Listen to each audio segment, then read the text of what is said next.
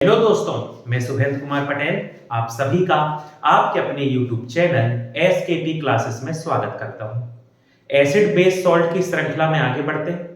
पिछली वीडियो में आपने देखा कि हम सॉल्ट पढ़ रहे थे। सॉल्ट वो कैसे बनता है, क्या उसके गुण हैं और क्या उसका उपयोग है। उसी में आगे बढ़ते हैं और हम नए सॉल्ट को पढ़ते हैं, सॉल्ट और उनके उपयोग। इसको अपन इसलिए इतनी डिटेल में पढ़ रहे हैं, इससे क्वेश्चन आते हैं। ठीक, यहां से क्वेश्चन आपको देखने को मिलेंगे सॉल्ट्स या जिन्हें अपन कहते हैं लवण। अब यदि अपन अगले सॉल्ट की बात करें तो अब अपन पढ़ते हैं कॉपर सल्फेट। कॉपर सल्फेट सभी ने नाम सुना होगा, बहुत कॉमन है कॉपर सल्फेट।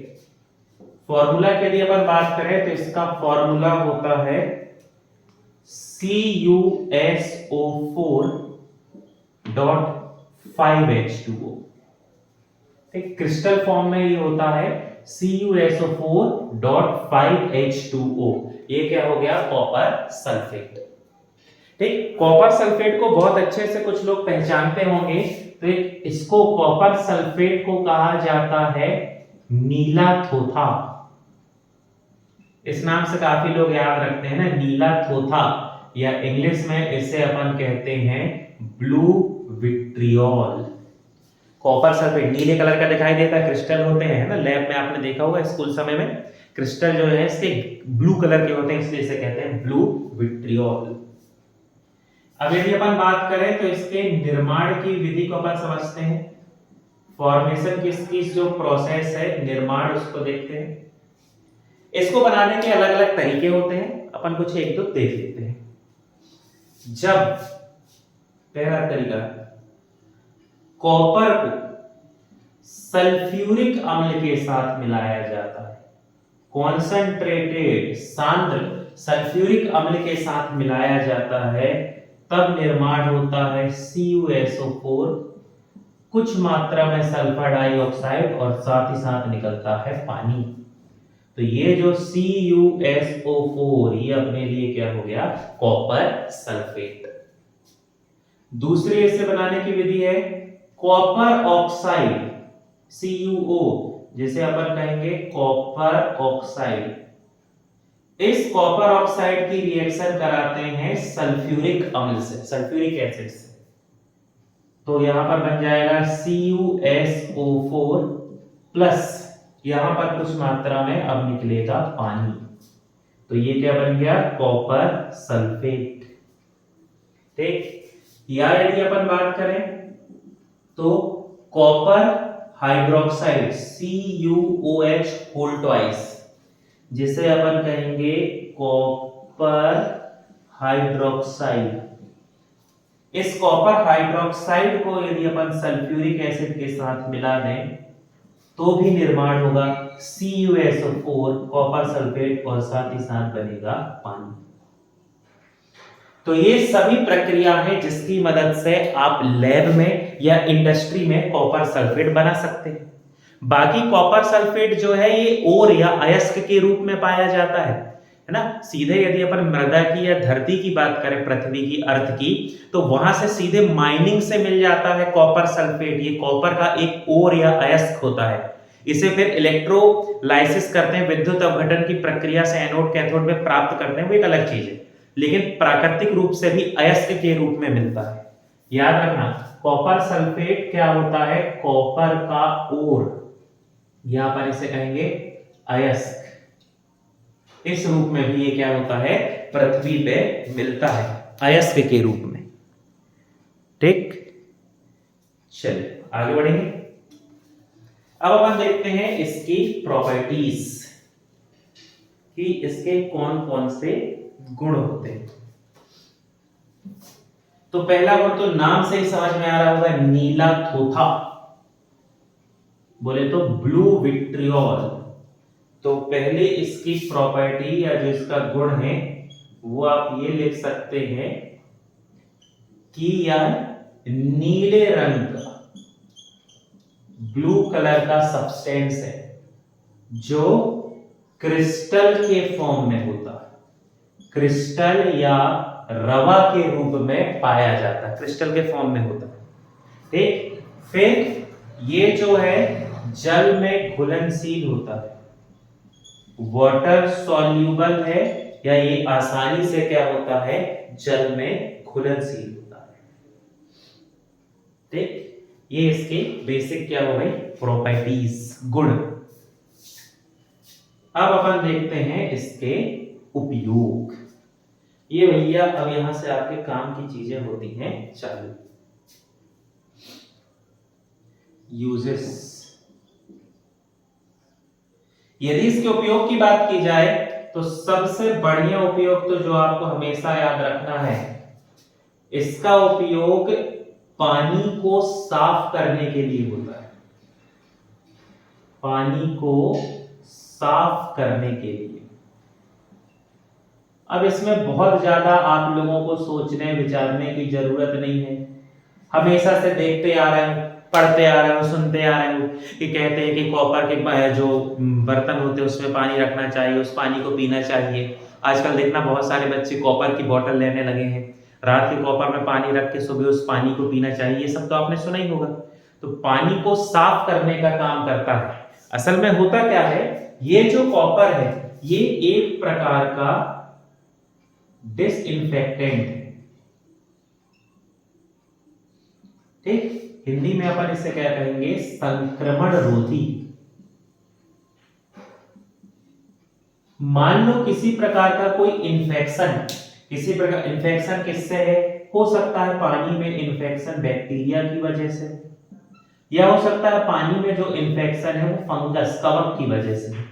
तो किसी भी प्रकार का ये जो इन्फेक्शन होता है, इन इन्फेक्शन को मारने के लिए, इनको नष्ट करने के लिए डिसइंफेक्टेंट की तरह हम कॉपर सल्फेट का उपयोग कर सकते हैं। आपने इसको बहुत अच्छे से देखा है, आपने देखा होगा जब भी अपन अपने घर के बड़े बुजुर्ग के साथ नदी में जाते हैं तो वो हमेशा उस नदी में सिक्का डालते हैं।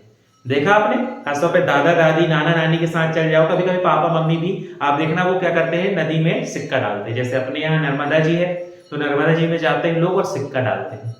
ठीक, देखो उसके पीछे का लॉजिक है।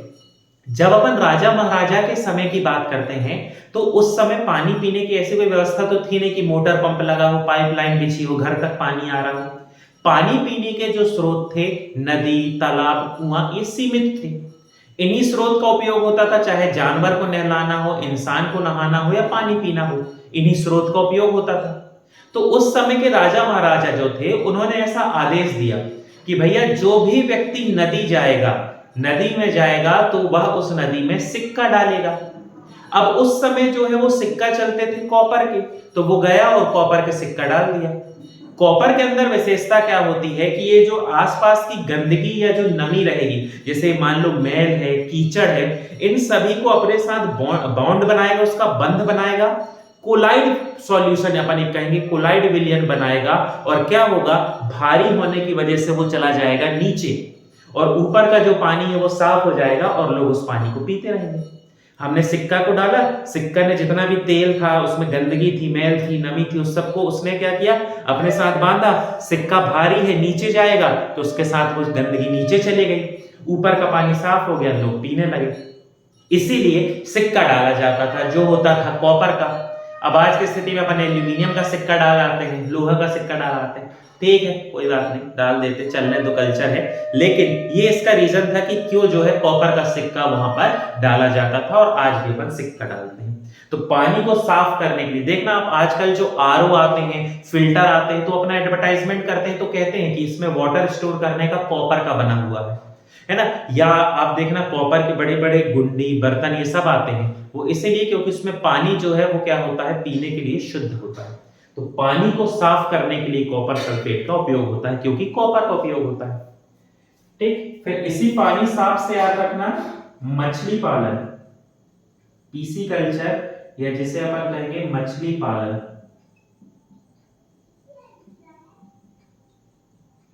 इस मछली पालन में पानी को साफ करने के लिए भी कॉपर सल्फेट का घोल डाला जाता है। मछली पालन में पानी को साफ करने के लिए, देखो अब मछली पालन का जो पानी है उस पानी को आप रोज रोज तो बदल नहीं सकते, इतनी बड़े जगह पे मछली जो है इतनी सारी बदल नहीं सकते। घर का एक्वेरियम तो है नहीं कि मछली को निकाल दी बाल्टी में पानी बदल दिए, ऐसा तो है नहीं। तो अब उसको रोज बदल नहीं सकते हमेशा, तो उसको साफ रखने के लिए उसमें किस सॉल्यूशन का उपयोग किया जाता है, कॉपर सल्फेट। हालांकि कॉपर सल्फेट यदि ज्यादा हो जाए तो मछलियों को नुकसान पहुंचाता, मर जाती मछली।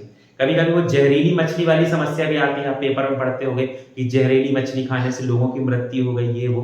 तो यही होता है, कॉपर सल्फेट उनके शरीर में चला जाता है और वो जहरीली भी हो जाती है। तो ये लॉजिक होता है। लेकिन आप ये याद रखो, पानी को साफ करना है तो उपयोग किया जाता है कॉपर सल्फेट का। ठीक। फंगल इन्फेक्शन, फंगल इन्फेक्शन की दवा, दवा मतलब क्रीम जो होती है ना, क्रीम बनाने में, ऑइंटमेंट जिनको अपन कहते हैं, ऑइंटमेंट, क्रीम बनाने में फंगल इन्फेक्शन की उपयोग किया जाता है कॉपर सल्फेट का। ठीक, चलिए आगे बढ़ेंगे और उपयोग देखते हैं। बहुत उपयोगी है ये, है ना, एग्जाम के एंगल से भी, और देख सकते हो डेली लाइफ में भी कैसा उपयोग आ रहा है। पेस्ट कंट्रोल, कीटनाशक, pest control, pest control speak में सुनते होंगे, कीटनाशक, कीटनाशक बनाने में उपयोग होता है, कीटनाशक बनाने में उपयोग किया जाता है। यदि अपन कीटनाशक की बात करें ना, तो कीटनाशक तो ठीक है, लेकिन ये मुख्य रूप से क्या करता है, आपने नाम सुना है घोंघा, जिसे अपन स्नेल कहते हैं, घोंघा। ठीक, ऐसा आपने देखा होगा, ऐसा रहता है सामने ऐसे एंटीना टाइप ये, और फिर ऐसे ऊपर ऐसा रहता है, बहुत स्लो चलता है जो, है ना। तो ये जो घोंघा होता है, इस घोंघा से, जैसे किसी एरिया पे बहुत ज्यादा घोंघा हो रहे हैं तो वहां पर इनके जो इसको कंट्रोल करने के लिए, जो आबादी है उसको नियंत्रित करने के लिए वहां पर कॉपर सल्फेट से बने पेस्ट कंट्रोल का छिड़काव किया जाता है। तो पेस्ट कंट्रोल तो आप याद रख लेना, और साथ पे इस पे सबसे ज्यादा जो है किसे कंट्रोल करने के लिए, घोंघा, घोंघा को कंट्रोल करने के लिए कॉपर सल्फेट से बने पेस्ट कंट्रोल का उपयोग होता है। ठीक, फिर एक तो अपन पढ़ लिए, पानी को जर्म फ्री, पानी को जर्म फ्री, कीटाणु रहित, जर्म फ्री बनाने में, कीटाणु रहित बनाने में, ताकि अपन उस पानी को पी सकें। फिर विद्युत अपघटन, इलेक्ट्रोलाइसिस या विद्युत लेपन, इलेक्ट्रोप्लेटिंग में विद्युत अपघट, इलेक्ट्रोलाइट, इलेक्ट्रोलाइट या जिसे अपन कहते हैं विद्युत अपघट के रूप में उपयोग किया जाता है, के रूप में उपयोग। इलेक्ट्रोलाइसिस ये सब अपन पढ़ेंगे आगे केमिस्ट्री में, जब अपन फैराडे के नियम, मैक्सवेल ये सब पढ़ेंगे।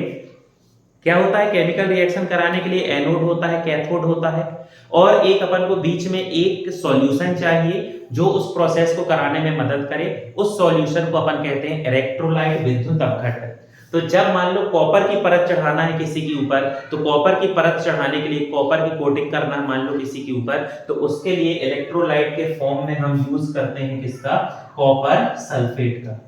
जब अयस्क के रूप में कॉपर सल्फेट मिलता है ना, तो उस अयस्क से कॉपर को शुद्ध रूप में लेना तो पड़ेगा, कॉपर सल्फेट के फॉर्म में मिलता है कॉपर का अयस्क, तो उस अयस्क से शुद्ध रूप में प्राप्त करने के लिए भी इलेक्ट्रोलाइसिस, इलेक्ट्रोप्लेटिंग ये सब प्रोसेस होगी, और वहां पर भी इलेक्ट्रोलाइट या विद्युत अपघट्ट के रूप में उपयोग होता है कॉपर सल्फेट। इलेक्ट्रोलाइट मतलब केमिकल, वहां पर उपयोग होने वाला लिक्विड, फ्लूइड या केमिकल जो होता है, सॉल्यूशन, सॉल्यूशन होगा ना वो, जो एनोड कैथोड के बीच रिएक्शन को कंट्रोल करता है।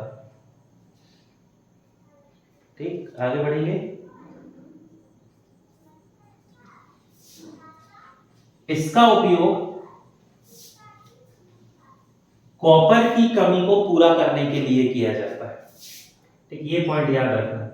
चाहे अपन बात करें प्लांट्स की, एग्रीकल्चर की फील्ड में आप चले जाओ, एग्रीकल्चर में अपन चाहे बात करें प्लांट की या अपन बात करें एनिमल्स की, यदि इनके शरीर में कॉपर की कमी है, कॉपर की डेफिशिएंसी, कॉपर की कमी, तो उस कमी को दूर करने के लिए उन्हें जो भी दवा दी जाए या जो भी दिया जाए सॉल्यूशन, उसमें उपयोग होता है कॉपर सल्फेट का। कॉपर की डिफिशिएंसी को कम करने के लिए कॉपर सल्फेट का उपयोग होता है, का उपयोग किया जाता है।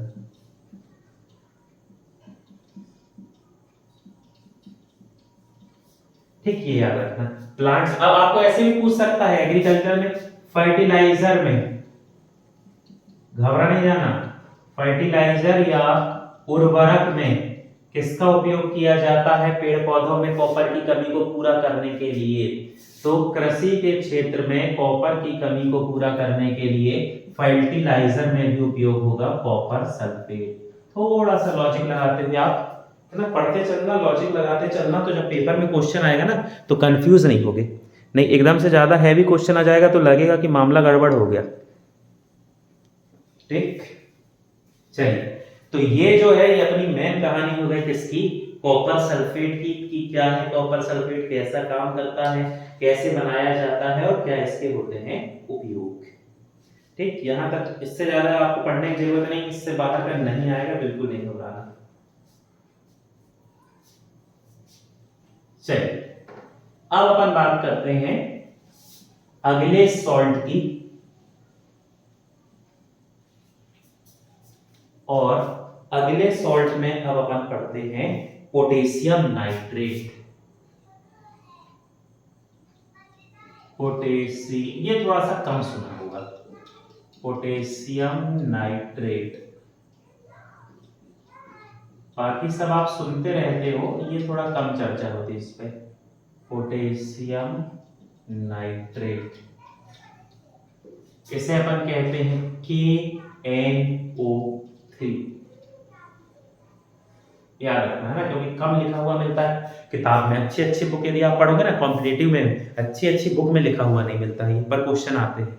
तो पोटेशियम नाइट्रेट KNO3। तो सबसे पहले हमेशा की तरह अपन क्या पढ़ेंगे कि भैया बनती कैसे, कैसे होता है इसका निर्माण।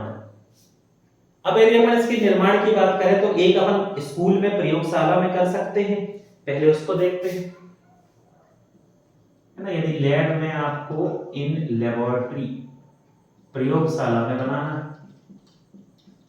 स्कूल में, घर में तो नहीं, स्कूल में, तो क्या करना है, अपन को लेना है KOH, पोटेशियम हाइड्रोक्साइड। प्रयोगशाला में आपके स्कूल की लैब में आसानी से मिल जाएगा KOH। इस KOH की रिएक्शन कराना है HNO3। HNO3 बोले तो इसे अपन कहते हैं नाइट्रिक एसिड, या ये कहलाएगा नाइट्रिक अम्ल। KOH, इसे अपन क्या कहेंगे, पोटेशियम हाइड्रोक्साइड,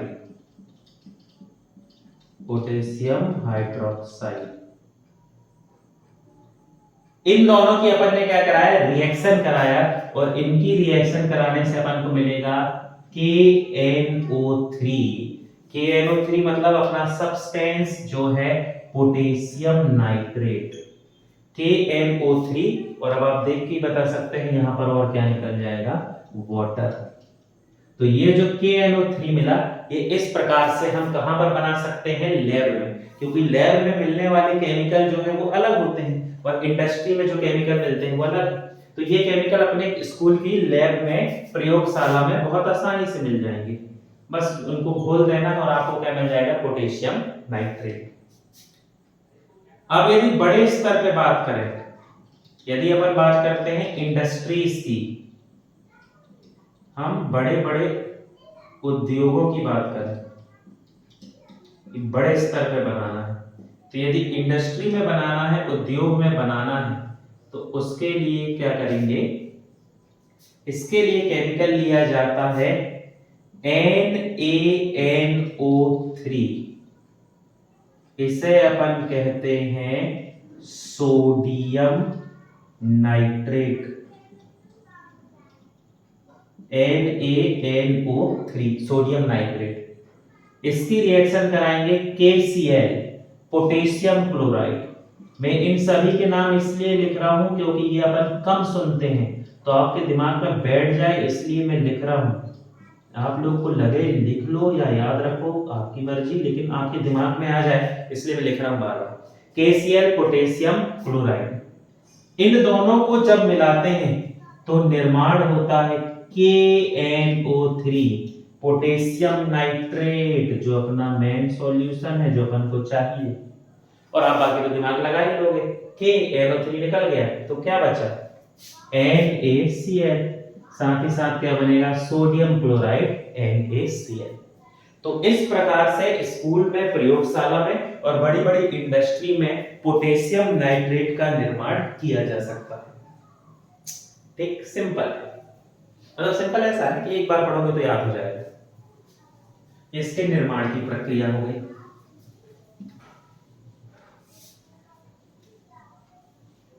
अब यदि अपन आगे बढ़े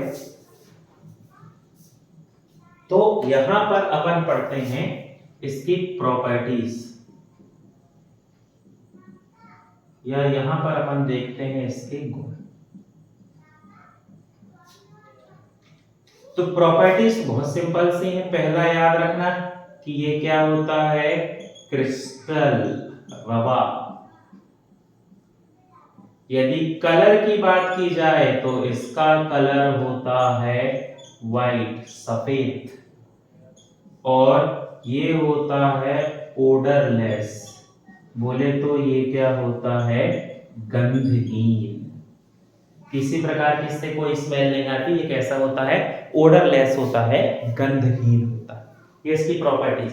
हालांकि प्रॉपर्टीज से बहुत क्वेश्चन नहीं आते, लेकिन ऐसे बच्चे जो थोड़ा याद कर सकते हैं, जिनकी मेमोरी सही है, तो उनके लिए ऐसा है कि याद कर लो, और जो नहीं कर पा रहे हो तो लोड नहीं लेना, बहुत नहीं आता इससे, है ना, प्रॉपर्टीज से, यूज से और फॉर्मूला से ज्यादा आता है। चलिए अब अपन देखते हैं इसके उपयोग। अब अपन पढ़ेंगे यूजेस या उपयोग। कुछ उपयोग इसके बहुत अच्छे हैं एग्जाम के एंगल से भी, और आपके लिए यूज जो आएंगे उसके लिए भी बहुत अच्छे हैं। ठीक, पहला तो गन पाउडर बनाने में, गन पाउडर बनाने में, ज्वलनशील होता है, फ्लेमेबल होता है, ज्वलनशील होता है। तो जो गन होती है उसमें ये क्या करता है, जो शॉट बनता है ना, बंदूक की गोली निकलती है, उसके बाद जो अंदर उसके बस्टिंग होती है और फिर वो तेजी निकलती है, तो उसमें ये मदद करता है KNO3 गन पाउडर बनाने में। फिर गन पाउडर से रिलेट करके याद रखना फायरवर्क, फायरवर्क्स या जिन्हें अपन कहते हैं पटाखे बनाने में। इन दोनों में उपयोग हो पा रहा है क्योंकि KNO3 जो है वो कैसा केमिकल है, तो वो होता है ज्वलनशील।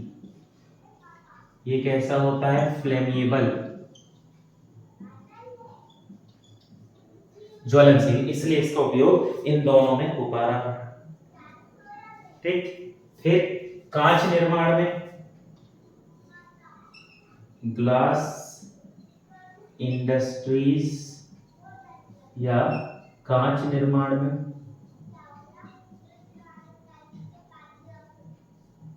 पोटेशियम का उपयोग करके एक स्पेसिफिक ग्लास बनाया जाता है, क्रूक्स ग्लास या पोटास ग्लास ही कहते हैं उसको। तो पोटेशियम वाली जो ग्लास होती है उसमें उपयोग किया जाता है KNO3 पोटेशियम नाइट्रेट। फिर ये जो पोटेशियम नाइट्रेट है इसका फूड प्रिजर्वेशन में भी, यहां से आप काम कीजिए, फूड प्रिजर्वेशन, खाने को संरक्षित रखने में, खास तौर पर मीट, स्पेशली याद रखना इसको, स्पेशली मीट, जो मीट होता है उस मीट को बैक्टीरिया और फंगस से बचाने के लिए, बैक्टीरिया और फंगस से बचाने के लिए इसका अपन क्या करते हैं, उपयोग, ठीक, छिड़काव कर दिया जाता है ताकि वो जो मीट है उसमें इंफेक्शन ना हो, फिर उसके बाद उसको धुल के और फिर खाने के लिए यूज कर लिया जाता है। ठीक, अगला फर्टिलाइजर या उर्वरक के रूप में, उर्वरक या फर्टिलाइजर के रूप में इसलिए बहुत उपयोगी है क्योंकि इससे पौधे को दोनों चीजें मिल रही हैं, पोटेशियम भी मिल रहा है और नाइट्रोजन भी मिल रहा है। देखो, पेड़ पौधों को ग्रोथ करने के लिए कुल 16 मिनरल्स चाहिए, ठीक है, समझना, यदि प्लांट्स को ग्रोथ और डेवलपमेंट करना है तो 16 जो है इन्हें मिनरल्स चाहिए। 16 में से जो 3 है, कार्बन, कार्बन डाइऑक्साइड से मिल जाएगा, हाइड्रोजन पानी से मिल जाएगा और ऑक्सीजन दोनों से मिल जाएगी, कार्बन डाइऑक्साइड और पानी से। तो ये 3 तो यहां से मिले, बचे फिर 13। 13 में होते हैं माइक्रो और मैक्रो, जो ज्यादा क्वांटिटी में चाहिए मैक्रो, जो कम में चाहिए माइक्रो। माइक्रो होते हैं 6, मैक्रो होते हैं 7, जो बहुत जरूरी है। इस मैक्रो में आते हैं पोटेशियम और नाइट्रोजन। ऑक्सीजन मिलेगी, ऑक्सीजन का लोड नहीं है। पोटेशियम और नाइट्रोजन जो है पेड़ पौधों की वृद्धि के लिए मैक्रो न्यूट्रिएंट की तरह काम करते हैं, जो उनकी वृद्धि के लिए बहुत आवश्यक है ना। अब उर्वरक के रूप में इसलिए उपयोग हो रहा है क्योंकि जब इसे उर्वरक के रूप में उपयोग करेंगे तो पेड़ पौधों को पोटेशियम भी मिलेगा और पोटेशियम के साथ साथ इसे नाइट्रोजन भी मिल जाएगी।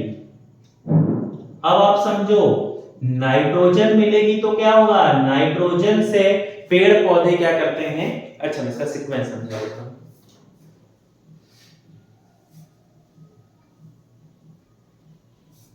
ठीक, नाइट्रोजन मिलना क्यों जरूरी है, जब पेड़ पौधों को नाइट्रोजन मिलेगी तो इस नाइट्रोजन से वो बनाते हैं एमिनो एसिड। ठीक, वो क्या बनाएंगे, एमिनो एसिड, और एमिनो एसिड आगे जाके बनाएगा प्रोटीन, और इस प्रोटीन से फिर पेड़ अपने लिए बनाते हैं हार्मोन्स, और उसी प्रोटीन से बनाते हैं एंजाइम। समझ रहे हो, कहते हैं ना नाइट्रोजन फिक्सेशन करते हैं प्लांट, नाइट्रोजन फिक्सेशन, वो नाइट्रोजन साइकिल होती है जिससे उनके शरीर में नाइट्रोजन पहुंचती है। तो उनको नाइट्रोजन क्यों चाहिए, जब प्लांट में नाइट्रोजन जाएगी तो प्लांट उससे बनाएंगे एमिनो एसिड। एमिनो एसिड बोले तो RCHCOOH NH2, ये एमिनो एसिड, और ये एमिनो एसिड फिर बनाएंगे प्रोटीन, और प्रोटीन से बनते हैं हार्मोन्स और एंजाइम। और पेड़ पौधों के पास कोई नर्वस सिस्टम या तंत्रिका तंत्र जैसी व्यवस्था नहीं है। यदि उनको अपने शरीर को कंट्रोल करना है, चाहे उन्हें वृद्धि करना हो, विकास करना हो, फल पकाना हो, पत्ती का आकार बढ़ाना हो, चौड़ाई बढ़ाना हो, पत्ती की संख्या बढ़ाना हो, कोई भी यदि काम करना है तो वो पूरी तरीके से निर्भर करेंगे हार्मोन और एंजाइम पर। उनके पास नर्वस सिस्टम नहीं होता, इसीलिए पेड़ पौधों के लिए बहुत जरूरी होता है नाइट्रोजन। अपना तो ऐसा है कि मान लो कोई कमी रह गई, कुछ गलती हो गई, हार्मोन्स कुछ नहीं कर पाए, तो अपना ब्रेन, अपनी स्पाइनल कॉर्ड जानती है क्या करना है, वो उसको स्टिमुलेट कर देंगे या उसकी जगह कोई दूसरा काम कर देंगे। लेकिन पेड़ में ये नहीं हो पाएगा, इसलिए पेड़ के लिए बहुत जरूरी होती है नाइट्रोजन, जो इस फर्टिलाइजर से मिल जाएगी, क्योंकि यहाँ पोटेशियम भी है और नाइट्रोजन। तो ये महत्व हो गया नाइट्रोजन का। पोटेशियम जो है पेड़ पौधों में इम्यूनिटी सिस्टम को बनाने में मदद करता है। पोटेशियम का महत्व भी समझ लो। पोटेशियम पेड़ पौधों के इम्यूनिटी सिस्टम, रोग प्रतिरोधक तंत्र या इम्यूनिटी सिस्टम को मजबूत करता है। तो पेड़ पौधों को बीमारी नहीं होगी, बैक्टीरिया फंगस से बचेंगे, बढ़िया ग्रोथ करेंगे। जड़ की वृद्धि के लिए ये आवश्यक है। जड़ की जो मोटाई आती है ना, बढ़िया जो मोटी होती है, जड़ मजबूत होती है, उसमें भी पोटेशियम मदद करता है। लेकिन जो अच्छा वाला काम आप याद रखो, इतने सारे तो रखने में कंफ्यूजन होगा। तो पोटेशियम जो है इम्यूनिटी सिस्टम को मजबूत करने में मदद करता है, जर्मिनेशन को बढ़ाता है, जड़ की वृद्धि बढ़ाता है, पर ये सब इतना याद नहीं, इम्यूनिटी सिस्टम आप याद कर लो। ठीक, चलिए अब इसका एक बहुत शानदार उपयोग है, वो आप समझ लो। एग्जाम के हिसाब से भी और खुद के लिए भी बहुत जरूरी है। जो अपने दांत में झंझनाहट होती ना, सेंसिटिविटी, दांतों की झंझनाहट, झंझनाहट कब होती है? जब मान लो आप बहुत ठंडा कुछ खा लें या बहुत गर्म। तो ठंडा और गर्म खाने पे दांतों पे अजीब से झंझनाहट से स्थिति होती है ना, सेंसेशन होता है, सेंसिटिविटी होती है। उसको कंट्रोल करने के लिए, दांतों की झंझनाहट या सेंसिटिविटी को कंट्रोल करने के लिए टूथपेस्ट में, टूथपेस्ट ना, पेप्सोडेंट, कोलगेट ये नहीं बोल देना भाई, वो तो कंपनी के नाम है। टूथपेस्ट में KNO3 मिलाया जाता है।